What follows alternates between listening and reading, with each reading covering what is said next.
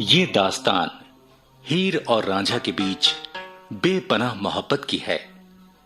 ऐसी मोहब्बत जिसने उन्हें सदियों के लिए अमर कर दिया।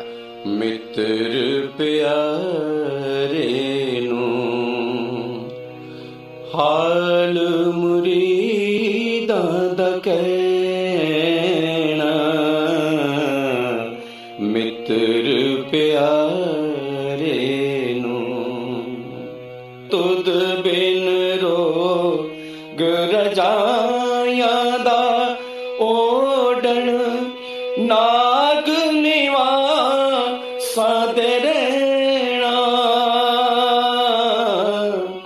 नाग निवासां दे रहना,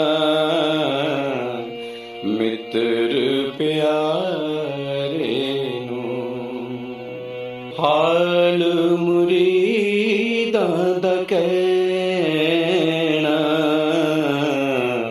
मित्र प्यारे नु। जैसे कि हीर का लंगड़ा चाचा कैदू हीर रांझा के प्यार के किस्से झंगसियाल के घर घर में फैला देता है। हीर के पिता मेहर चोचक और मां मलकानी दोनों ही इस बात से बेहद परेशान हैं। हीर को लेकर गांव में तरह तरह की बातें उठ रही हैं, मगर हीर है कि उसे जैसे किसी भी बात की परवाह नहीं। ये सब देख आखिरकार मेहर चोचक रांझे को अपने सामने बुलाते हैं और उसे उसकी हरकतों के लिए डांटते फटकारते हैं। ये सब देख रांझा अब खामोश नहीं रह पाता और भैंसे चराने का काम छोड़ अपनी राह आगे बढ़ जाता है। उसे इस बात का यकीन है कि अगर उसका प्यार सच्चा है तो हीर उसकी है और उसी की रहेगी। मगर जब हीर को यह पता चलता है कि उसके पिता मेहर चोचक ने रांझे को चरवाहे के काम से निकाल दिया तो उसका दिल धक से रह जाता है।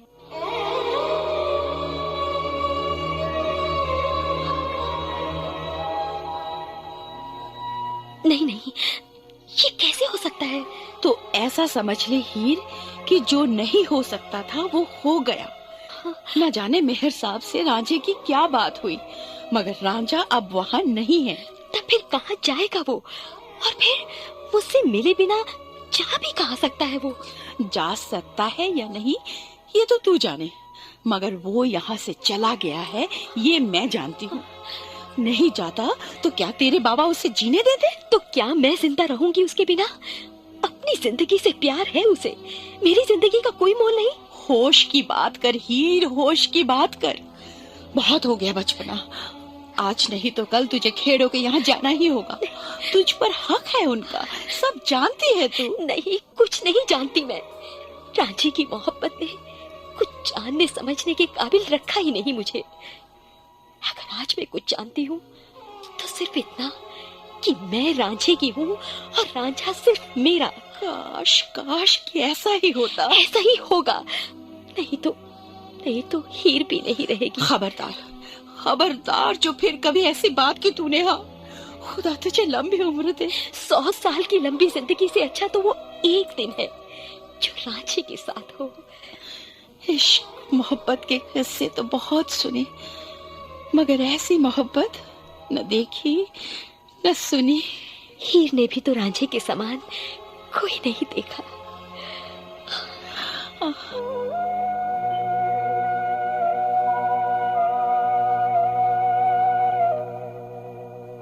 रांझे ने हमेशा सिर उठाकर जीना सीखा था।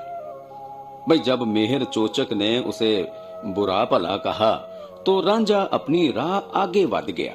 ये तो बहुत बुरा हुआ जोगी बाबा। मगर मेहर चोचक को ये मालूम नहीं था कि हीर ही नहीं उसकी भैंसें भी रांझे की दीवानी हो गई हैं। अच्छा, वो कैसे जोगी बाबा? वो ऐसे लाडो, रांझा बांसुरी बजाता था तो भैंसें बांसुरी के सहारे आगे बढ़ती थी, और जबकि रांझा वहाँ नहीं रहा तो भैंसों ने भी दाना पानी सब छोड़ दिया। ओए, ये तो कमाल हो गया। और गर्दन उठा उठा कर जैसे रांझे को आवाजें देती रहीं। आंखों से आंसू बहते और किसी दूसरे ग्वाले को पास नहीं फटकने देती। अच्छा। हाँ, तो फिर बार बार रस्सी तुड़ा कर जंगल की ओर भागती। भाई भैंसों की इस हालत ने मलकानी को भी परेशान कर दिया।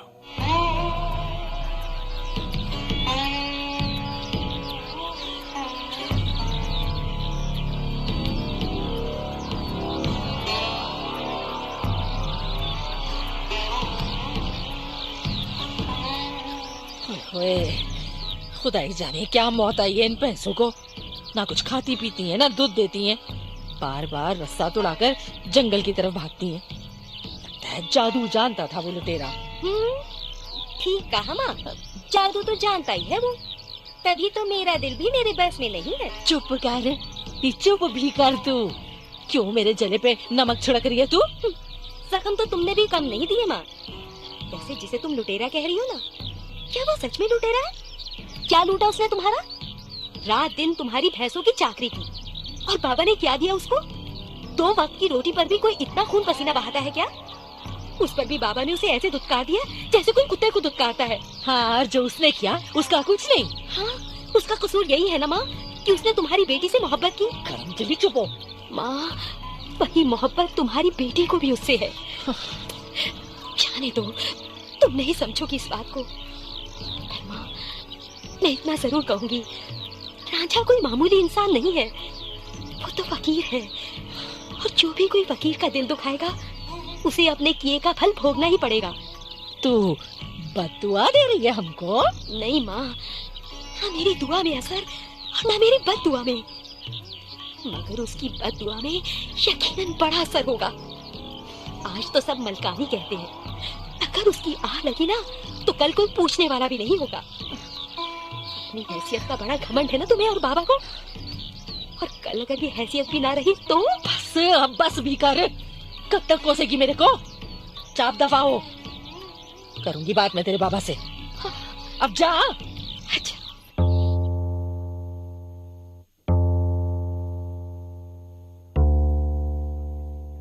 क्या? अरे जानती भी हो क्या कह रही हो तुम? जानती हूँ, मैंने तुम्हें हीर और रांझे के बारे में बताया था, और अब ये भी मैं ही कह रही हूँ कि हमने रांझे को इस तरह काम से निकालकर बहुत बड़ी भूल की। भाई भूल की या नहीं ये तो मैं नहीं जानता, मगर इतना जरूर जान गया हूँ कि अब हमारी भैंसें भी हमारी नहीं रही। अरे वो भी जैसे रांझे की हो गई हैं। परसों तक हमारे आंगन में बंधी रही और 4 दिन में रांझे ने ऐसा जादू किया कि हमारी सारी मेहनत बेकार हो गई। कौन जाने रांझे में ऐसा कोई इल्म हो ही जिसका हमें पता ना हो। क्या कहती है तू? हाँ, बात सुनो, क्या बेहतरी इसी में नहीं है कि हम समझा बुझाकर रांझे को वापस काम पर ले आए? क्या? और हीर, उसका क्या करेगी? कोशिश करूंगी कि वो काबू में रहे।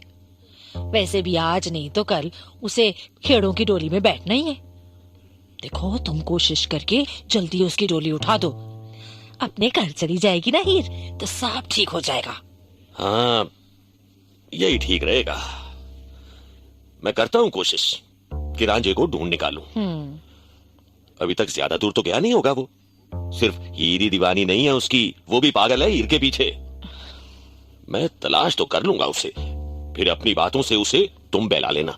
मैं तो कहती हूँ जी, अभी तो दोनों को मीठी मीठी बातों से काबू में रखने में ही बेहतरी है। कल जब हीर अपने घर जाएगी तो रांझे से भी किनारा कर लेंगे।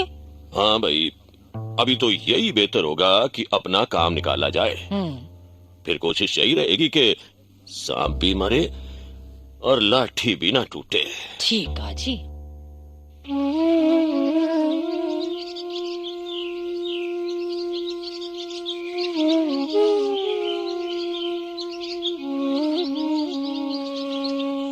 ले भला, मैं तेरे को जंगल जंगल ढूंढती फिर रही हूँ, और एक तू है कि यहाँ बैठा बांसुरी बजा रहा है।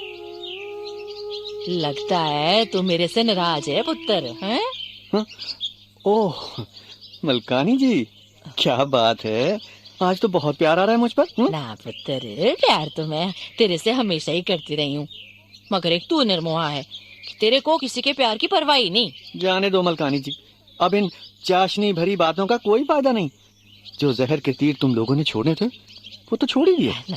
अब गिरगिट की तरह रंग बदलने का क्या फायदा? चुप कर, बक बक बहुत करता है तू। माँ समान हूँ तेरी, और माँ की बात का भी भला कोई बुरा मानता है क्या? देखो मलकानी जी, क्या बेहतर ये नहीं होगा कि तुम सिर्फ मतलब की बात करो? मेरे को कोई बात नहीं करनी, बस तू चुपचाप वापस चल और संभाल अपनी भैंसों को। क्यों, मुफ्त का कोई और नौकर नहीं मिला क्या? मिलने को तो 1000 मिलेंगे, पर तेरे जैसा कोई नहीं मिलेगा। जी? चल चल, अब ज्यादा नखरे ना कर। हमारी नहीं तो हीर की सोच। पागल हो गई है वो तो, पलंग पर सोना भी छोड़ दिया। तू वापस नहीं चलेगा ना तो मर जाएगी वो। खबरदार खबरदार, जो जो फिर कभी ये बात जबान पर आई तो। वैसे हीर की चिंता तुम्हें क्यों होने लगी? क्यों? क्या मैं माँ नहीं हूँ उसकी? उसका दर्द क्या मेरा दर्द नहीं है? ओह, खुदा ही समझे तुम लोगों को, दिल में कुछ जबान में कुछ। खैर अभी तो जाओ तुम, मैं सोचता हूँ कि मुझे क्या करना है। पुत्र, घबराओ मत जी, जो अब तक इस जंगल में पड़ा हूँ ना, तो दिन 2 दिन में भाग नहीं जाऊंगा। हाँ मगर मैंने अभी कहा ना, अभी जाओ। अपना अच्छा बुरा सोचने का हक मुझे भी है, और यकीन रखो तुम्हारा कोई नुकसान नहीं करूंगा मैं। ठीक है पुत्र, तू कहता है तो जाती हूँ मैं, लेकिन इतना जरूर कहूंगी कि हमारे बारे में नहीं तो पुत्र हीर के बारे में जरूर सोचना है। अच्छा चलती हूँ पुत्र। ठीक है।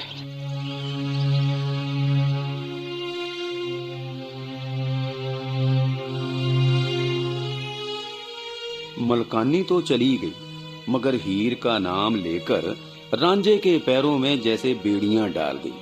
और फिर रांझा खुद भी जाना कहाँ चाहता था। हीर तो उसकी सांसों में बसने लगी थी, मगर फिर भी जब तक हीर ना मनाए तब तक रांझा किसी के रोकने से कैसे रुकता। जोगी बाबा, रांझे का ये फैसला कुछ गलत नहीं था। ओ लाडो, रांझा जानता था कि इस बार हीर उससे मिलने आएगी तो उसे कोई नहीं रोकेगा। ओ, क्योंकि इस वक्त जरूरत रांझे की नहीं, उनकी खुद की है। और फिर अब जबकि उनकी मोहब्बत के चर्चे आम हो ही गए हैं तो फिर अब डर किस बात का। सो तो है भाई, रांझा वापस ना लौटने की ठाने बैठा था और हीर मनाने ना आए, ऐसा भला कैसे हो सकता था? हाँ जोगी बाबा, ऐसा तो हो ही नहीं सकता। हाँ।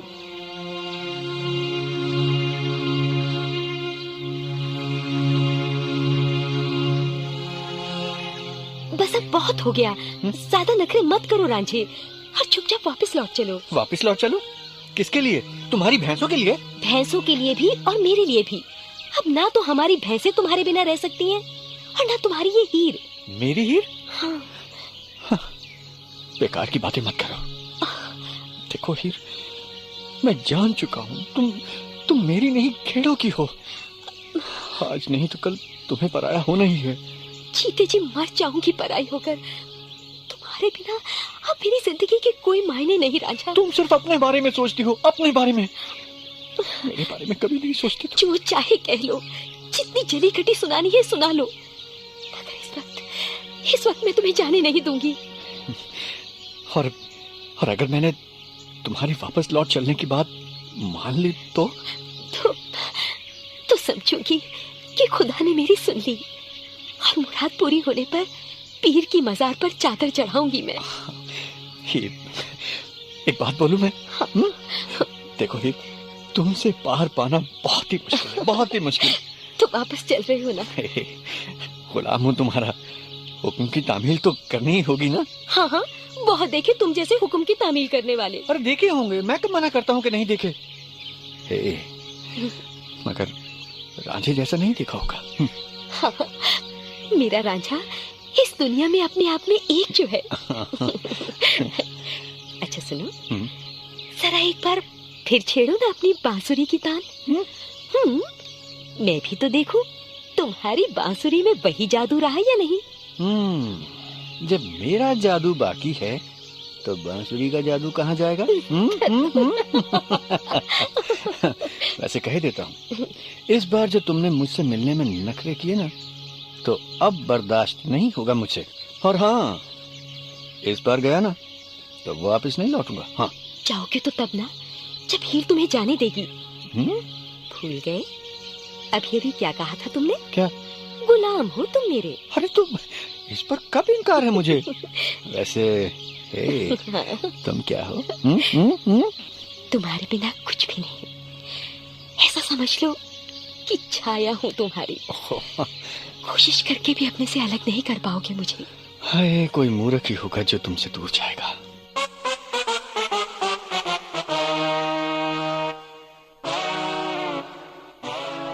ओए वाह रे खुदा, वाह तेरी कुदरत।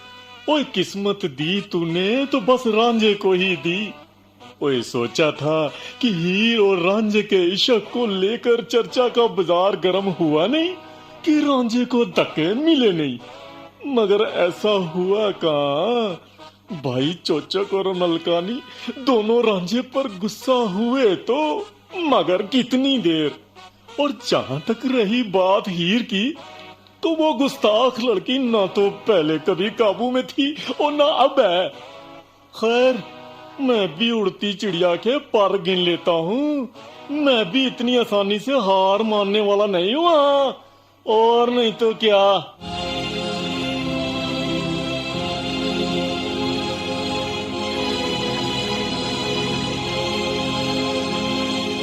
ओए, तू फिर आ गया कैदू। जानती हूँ क्या कहने आया है तू। जानती तो हो मलकानी, मगर जानकर भी समझती नहीं हो। ये नहीं समझ सकी कि कैदू हमेशा से इस घर का खैर ख्वाह है, तो और क्या समझोगी।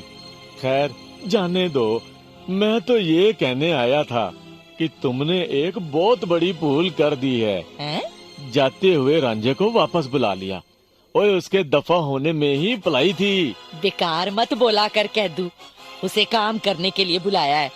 पैसों ने उसके बिना खाना पीना तक छोड़ दिया था। अगर सारी की सारी भैंसें इस तरह मर जाती तो क्या गुनाह ना हो जाता? गुनाह तब नहीं होता, गुनाह तो अब हुआ है। भैंस मर जाती तो क्या होता, दूसरी आ जाती। वो भैंसों के बाजार से खरीद लाते। पर खानदान की इज्जत चली गई तो क्या करोगी? और उसे कौन से बाजार से खरीद कर लाओगी? कैसी बातें कर रहा है, बगैर सोचे समझे ही बोले जा रहा है। हाँ, मैं तो ना समझू ना। समझदारी का काम तो तुम लोगों ने किया है, जो आग को घी के पास लाकर रख दिया है। ओए, सियाने जो कहते हैं क्या वो भी गलत कहते हैं? वो भी ना समझ है। बस एक तुम ही समझदार हो मलकानी जी, और दूसरा मेरा बड़ा भाई इस गांव का चौधरी साहब। बस भी कर। ओए, मैं हमेशा इस घर का हमदर्द बना रहा और तुम लोग मुझे दुत्कारते रहे, और जो इस घर का दुश्मन है उसे हमदर्द बना के ले आए। एक वफादार नौकर की तरह पैसे चराता रहा रांझा, दिन रात मेहनत करता है और मेहनताना लेता है नाम पर का। ओए, मेहनताना वो लेते हैं जो रोजी रोटी के लिए चाकरी करते हैं, और वो भी क्या लेते होंगे, 2-4 सिक्के। ओए, उसने तो अपनी वफादारी की भारी कीमत वसूली है। मेहनताने में तुम्हारी हीर ही ले ली। ओए, जुबान को लगाम दे कैदू। क्यों? ओए, ये सच नहीं है। ओए, मैं तो उड़ती चिड़िया के पर गिन लेता हूँ, सब समझता हूँ कि भैंसों के साथ साथ हीर ने भी खाना पीना छोड़ दिया था। ओए, उसकी जिंदगी बचाने के लिए पकड़ कर लाए हो उस मुस्टंडे को। बस कर। लेकिन जो हीर की जिंदगी है वही उसकी असली मौत है, और साथ ही पूरे खानदान और गांव की भी मौत है। कट्टी नाक लिए फिरेंगे सब। हाँ, तू तो यही चाहता होगा कि सारे तेरे जैसे हो जाएं। इसीलिए दिन रात दूसरों में नुक्स ढूंढने में लगा रहता है। तेरा तो काम ही है ये। तू लगा रहा है अपने काम में, मेरे को तो दूसरे काम निपटाने। तेरे को जो कहना हो अपने बड़े भाई से कहना, मेरे को तो बकश। कहूंगा, जरूर कहूंगा। और कोई मेरी सुने या ना सुने, मैं ते कहूंगा। इस घर की इज्जत को इस तरह राख नहीं होने दूंगा। मेरी अकेले की आवाज नहीं सुनेंगे तो क्या, पूरा गांव है। किस किस की आवाज बंद कर दोगे? जो किस्मत में होगा भुगत लेंगे। अभी तो तू दफा हो जा यहाँ से। हाय कौआ जब बोलेगा काऊ काऊ ही करेगा। देखो तो सही। कौन देखेगा मलकानी जी? ओ, ये तो वक्त ही बताएगा। तमाशा देखेगी तो दुनिया, उस वक्त याद करोगी मुझको। जाता हूँ। हाँ, जा बकश हमें।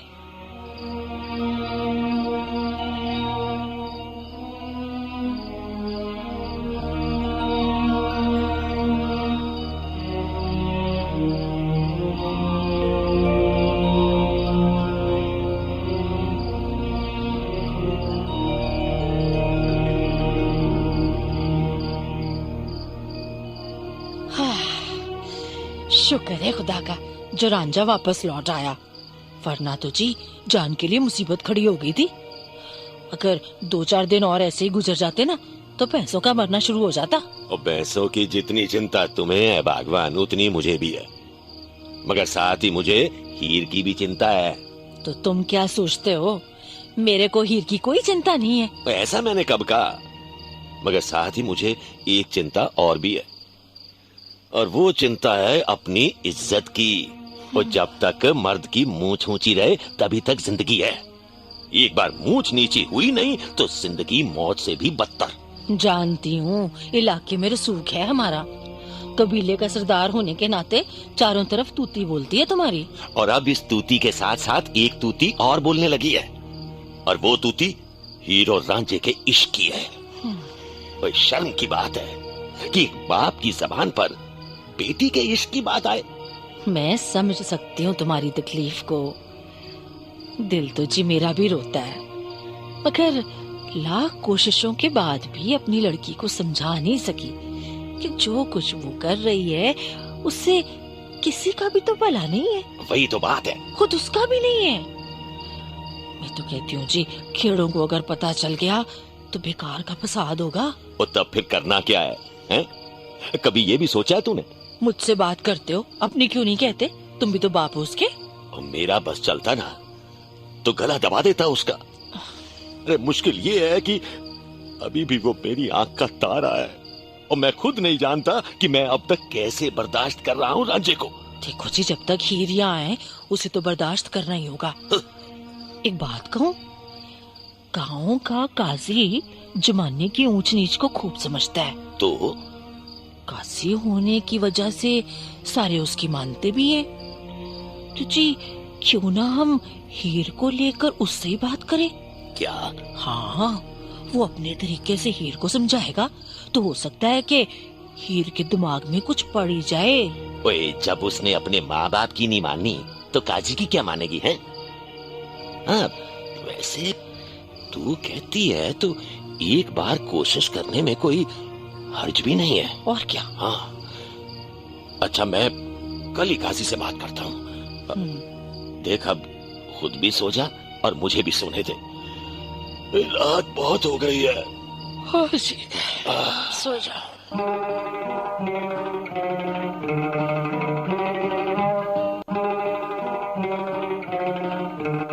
मेहर चोचक की बात में दम था। जब इश्क की मारी हीर ने अपने माँ बाप की ही नहीं सुनी तो भला काजी की नसीहतें क्या काम करती भाई। मगर फिर भी मेहर चोचक को एक कोशिश और करनी थी, और वो कोशिश उसने की। जोगी बाबा, उसने क्या कोशिश की? उसने काजी से बात की।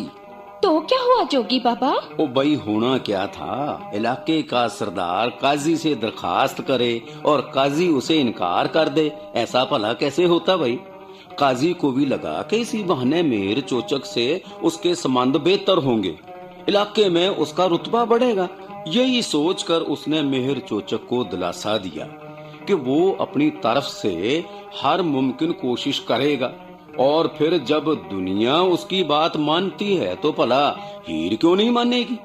वैसे भी उसके फतवे का डर तो हर किसी को होता है ना। ये तो बड़ी अजीब बात है जोगी बाबा। भाई, काजी अपनी तरफ से भले ही ये सोच रहा था, मगर असलियत इससे बिल्कुल अलग थी, और इस बात का एहसास उसे तब हुआ जब हीर से उसका सामना हुआ। अच्छा,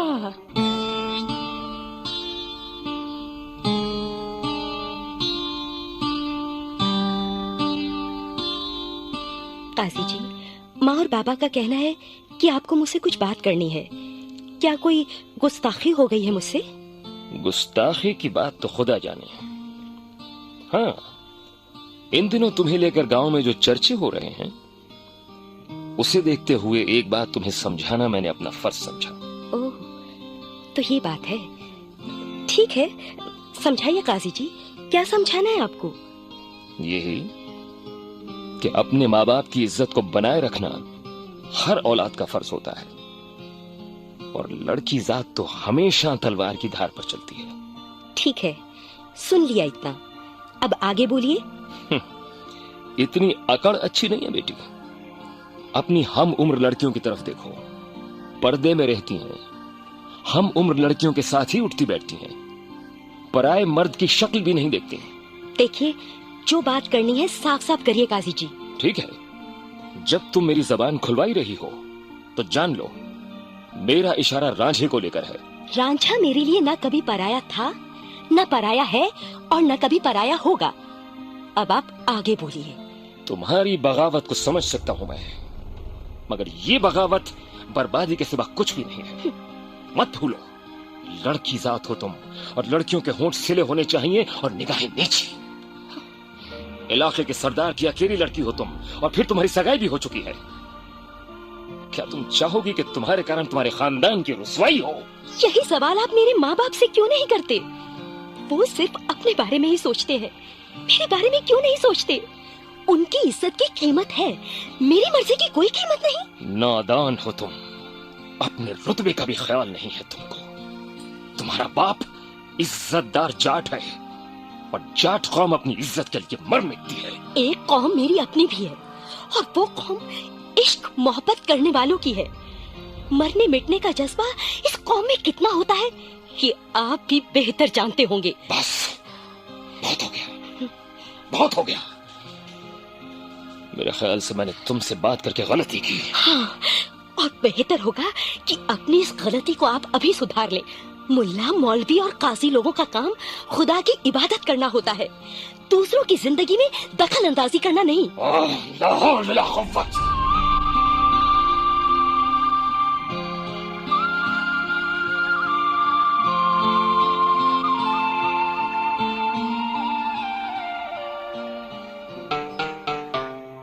कार्यक्रम हीर रांझा की 8वीं कड़ी यहीं समाप्त होती है।